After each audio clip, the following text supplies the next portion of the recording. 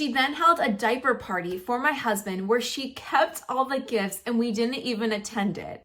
Hi guys, Happy New Year and welcome back to another episode of me reacting to your wedding stories, good, the bad, and everything in between. It feels kind of funny to say Happy New Year because I'm filming this actually 2 weeks before. We are taking Christmas week off, and so just with some rescheduling, we're making this for the new year. I am so excited for this year, 2025. January is going to be an exciting month because you guys have probably seen some sneak peeks around, but my podcast is officially launching this month, and we've officially decided on the name. You might have seen it on other platforms, or if you're a part of the newsletter, you've seen it, but it's officially called Here Comes the Drama. I had all my newsletter community vote on the name, and I'm actually really glad they picked that one because you know when you kind of type things out, you're like, that sounds really good. That was the one that just kept popping up, but I still wanted to throw it out there and just see what you guys thought yourselves. So if you are excited for the podcast, which I hope you are, many of you guys have commented on wanting to see a podcast with some more stories, short trailers, videos, and so much more. We've got some great guests coming on, and we're sharing some more crazy stories,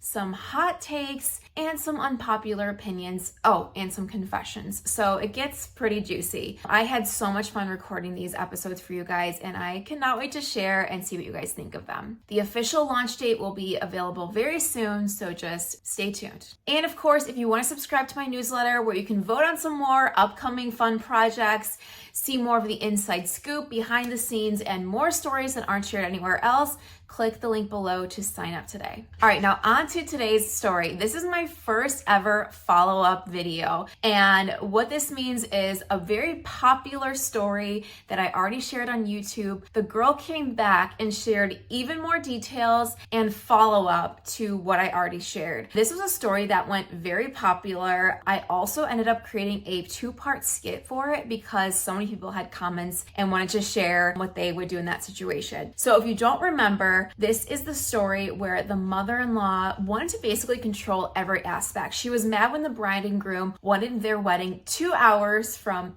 just 2 hours from where she lived, that she wanted to host her own wedding for them in her own town where she could control everything. They ultimately said, no, like we want just one wedding with all of our family and friends. And then she said, well, let me do this grand reveal announcement at your wedding. They still said no, but they still had to kind of watch her to make sure she didn't do anything. And I don't want to reveal what she did in case you guys didn't see that one. So I'm gonna link the full reaction video in the description as well as the 2-part skit that I posted.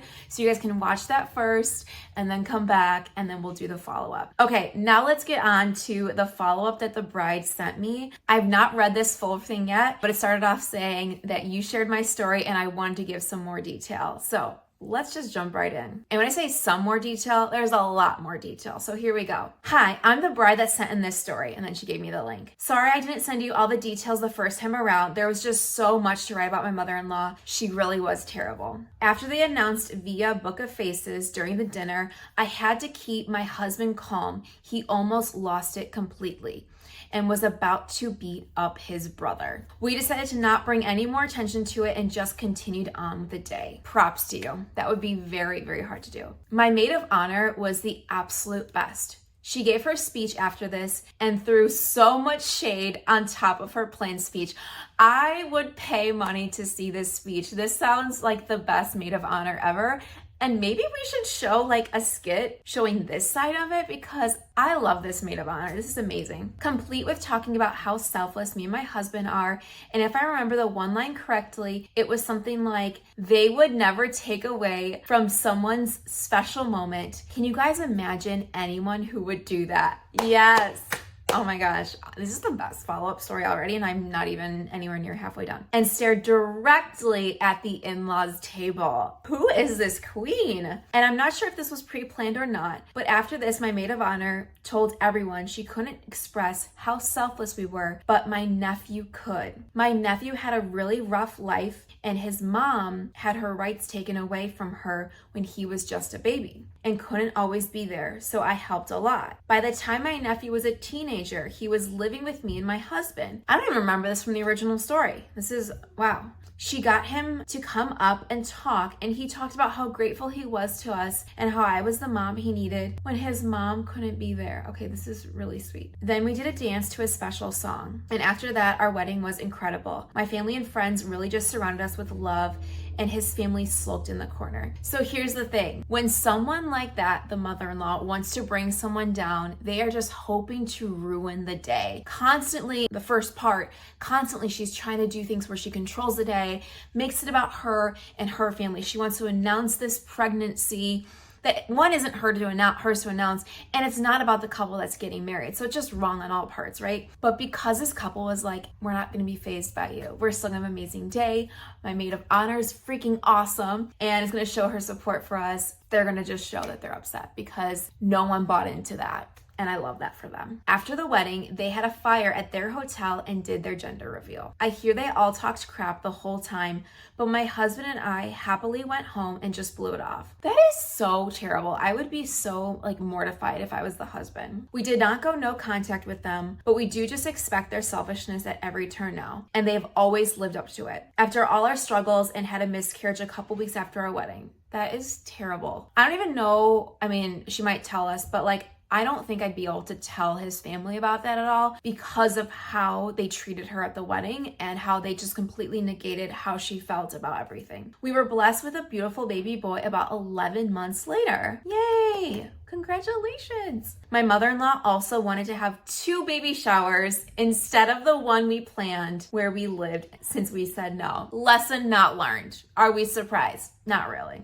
Oh my gosh. She then held a diaper party for my husband where she kept all the gifts and we didn't even attend it. Okay, there's so much to say about that. So first, she asked about hosting a second baby shower. They say no, we're just gonna have the one here. You can come to it, just like she did for the wedding. And then she just hosts a diaper party for her husband, but then keeps everything. And also, a diaper party, you don't usually bring gifts to, you just bring diapers. So it sounds like it was still a shower if there's just a bunch of gifts that she kept. Oh my gosh. She does it with everything. We had a birthday party for our baby and she wanted to have 2 again, one here and one that she planned and threw in their town.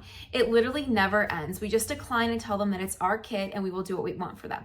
How did she not get it after saying no to the wedding, no to a baby shower, no to a birthday party? A kid does not need 2 birthday parties in 2 places with 2 sets of people. That's very overwhelming, especially for a baby. Let's see. Then for the real big punchline. After our first child was born, we had a lot more insight into my fertility issues, and my husband planned to try for another when our child was about 3, and surprised shortly after the child's first birthday, we found out we were being blessed with a miracle baby. We got pregnant, no interventions needed. That is amazing. We kept it a secret for a while to make sure we were all in the clear, and when we did announce, my sister-in-law flipped out and called us selfish. Really? We're gonna call them selfish when you took their wedding day? Okay. Because her and my brother-in-law were also trying to have a second child and we're struggling. It's interesting now how when it's not immediately about them, how they're being selfish, but how are they supposed to know?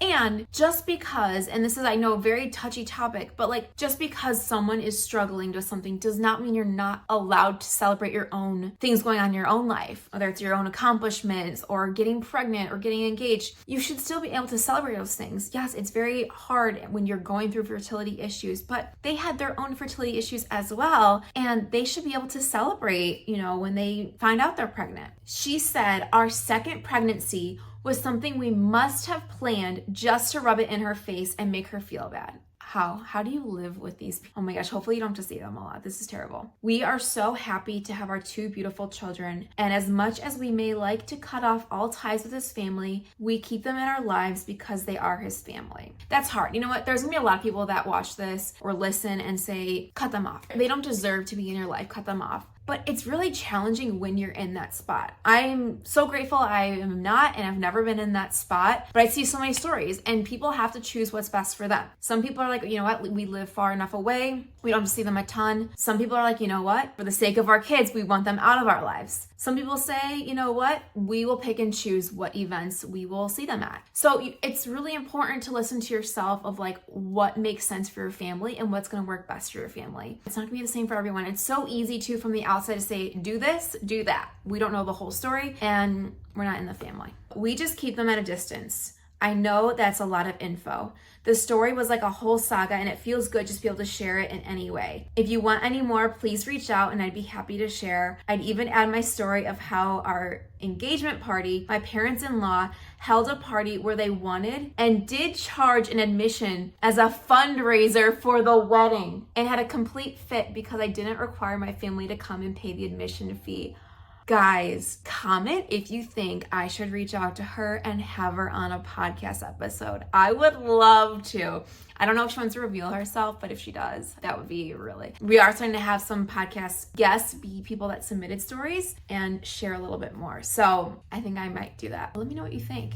That is probably one of the most shocking things I've ever heard. You're gonna have a fundraiser for a wedding? No, don't do that. But they also wanted them to work this party and sell things on top of getting paid to get in.